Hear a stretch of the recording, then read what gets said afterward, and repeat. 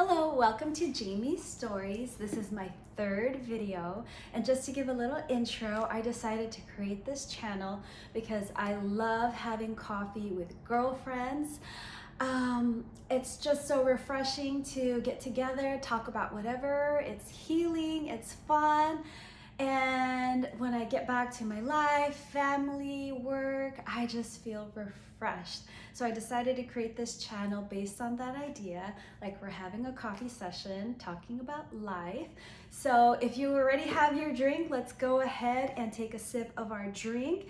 And if you don't have one yet and want to grab a drink, go ahead and pause, make your drink.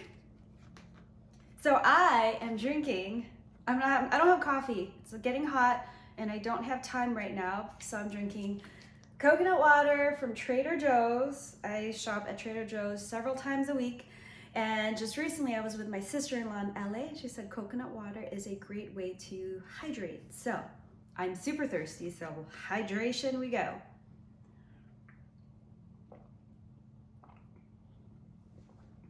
Yummy, refreshing. I was actually really thirsty. Okay, so this video is called My Favorite Books. I'm so excited to share my favorite books because, first of all, my favorite books are actually kid books. I know the title might have made you think I was going to talk about adult books and books that you may want to read, but I actually don't know too many good books, so feel free to give me a recommendation. But a little thing about me is I collect kids' books for myself.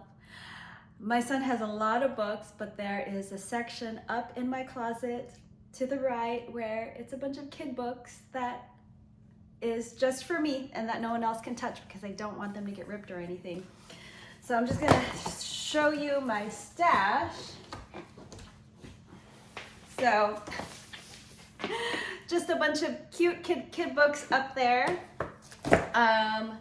But the book I want to talk about is What Do You Do with an Idea by Kobi Yamada. I love this book. I bought this at French Quarter, I think, downtown. It's a women's clothing store, but they have cute things that we like to buy. And I've actually bought this before. But I gave it away. I like to give good books away, and then I saw it again, so I bought my own copy, and I might give this away because it has such a great message. So I'm gonna give you a spoiler alert. Go ahead and fast forward if you want. But pretty much the book is saying, what do you do with an idea? Sometimes when you have an idea, especially your new idea, and especially if it's kind of innovative, novel, not your traditional type of idea, you get embarrassed, get ashamed, think it's weird and crazy. But this book just inspires you. If you have an idea, go for it because you can change the world. And the illustration by May Bessem is beautiful. Beautiful, so healing and inspirational. I really recommend it. Another book I got just because the cover is so cute. The gal at French Quarter, when she found out I was buying this kid book for myself, recommended another book, and I never came across it when I was a kid. Maybe you know it. Rainbow Fish, another beautiful book about sharing and making friends. So yeah, those are my books. There was a point in my life, actually a couple decades, maybe 20 to 40, I'm 40 now, 20 to 40, where I was just reading books, acquiring knowledge, learning, growing, especially starting college, so probably 18, a lot of self-help books. There's just so much I wanted to learn, so much I needed to learn. It would be fun to figure out how much money I spent on all my self-help books. But all the self-help books, all the kid books, acquiring knowledge. And I don't know, just recently I've been inspired to transition to the next phase. I guess there's a point where you go to school, you learn and grow. you get trained, and then there's a point where it's time to go ahead and do that thing, make it happen. I was just reading the Bible recently, and I learned about this story. Jesus was telling a story about a fig tree that was not bearing fruit. And he was sharing how the farmer was telling the owner of the fig tree, don't cut it down, let me fertilize it, let it grow, do all the good stuff, and then if it bears fruit, awesome, let it be. If after a year it doesn't bear fruit, fine, cut it down.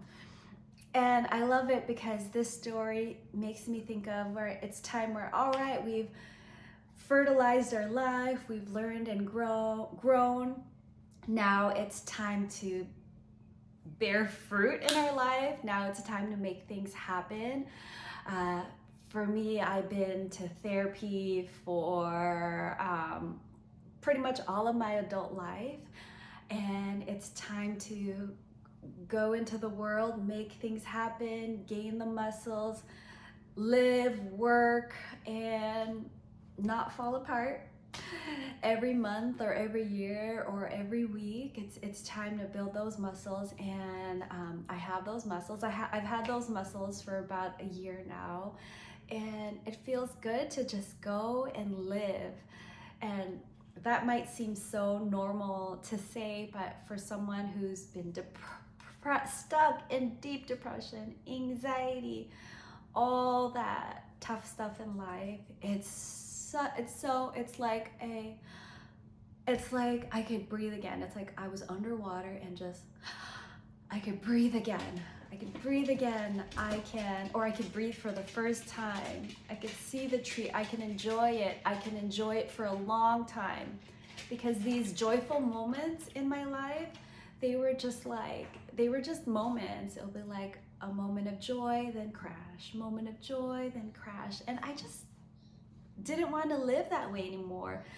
So all those, 20 years of learning and growing was worth it to get to the point where I'm living, making a difference, helping others, doing my work, using my gifts and talents. When I mentioned all the work I did from 20 to 40, I remember when I started therapy in my 20s. I was at UC Berkeley, and I started taking some psychology classes because I was thinking of changing my major from business to psychology. And my psychology professor was so sweet, and I thought, I wonder if she does therapy, and she did, and she was willing to take on a new client, and she wrote this book called Your 20s, or The Importance of Your 20s. It's by Meg Jay, Jay. And she just said, what you do in your 20s is so important. It really sets you up for the rest of your life. For example, if you were going to, you're from California, your life is headed for New York, what you do can really change the trajectory. For example, if you really, really want to go to Florida, it can really change the trajectory of your life, what you do in your 20s.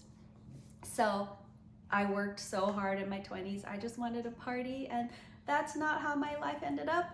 It ended up being a lot of mental and emotional and spiritual work.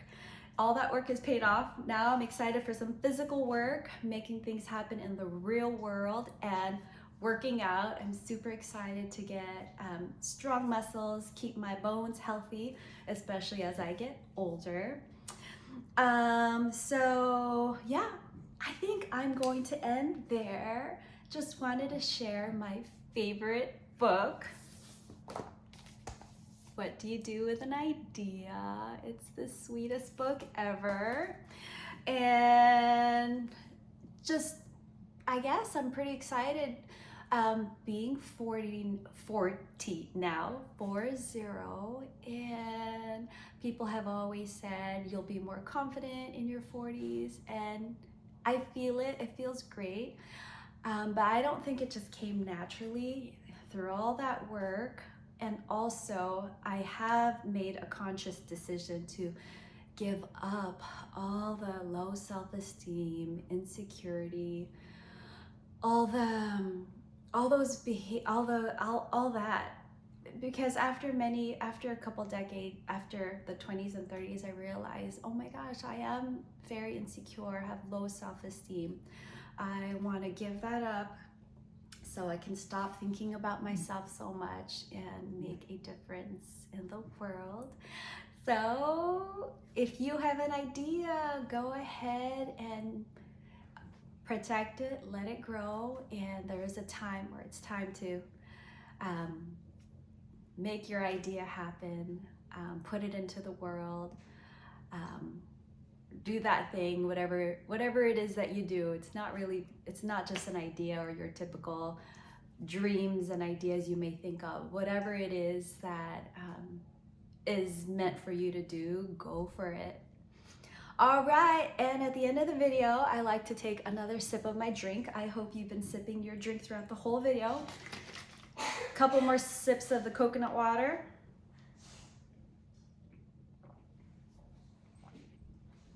Yummy, yummy. And I forgot, my son wanted to say hi. So hi from my son, and I hope you have a good day. Bye.